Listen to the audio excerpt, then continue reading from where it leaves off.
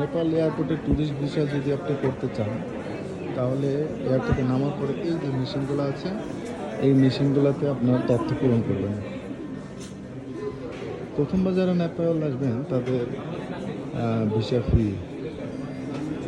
আর আরেকটা অপশান আছে যে এখানে নামার পরে আপনি ফ্রি ওয়াইফাই নিয়ে এই কিউআর কোড স্ক্যান করবেন। এই কিউআর কোড এখান থেকে এটা স্ক্যান করলে এখান থেকে তথ্য পূরণ করার পরে সবগুলো তথ্য পূরণ করবেন, ফ্লাইট নাম্বার, নাম, ঠিকানা, তারপরে পাসপোর্ট নাম্বার, ফোন নাম্বার করার পরে পরের পেজ আসবে, পরের পেজ আবার পূরণ করবেন। করার পরে আপনি স্ক্রিনশট নেবেন অথবা ডাউনলোড দেবেন, দিয়ে একটা পেজ আসবে, সেই পেজটা ভিসা অফিসের কাছে জমা দেখালে মোবাইলে ভিসা দিয়ে দেবে।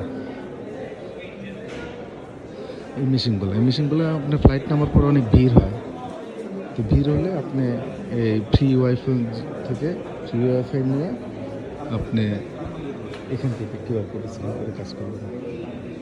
এছাড়া আরও প্রয়োজন হলে হেল্প ডেস্ক আছে, কিংবা ইউনিফর্ম পরা যে লোকগুলো আছে তাদের হেল্প নিতে পারবেন।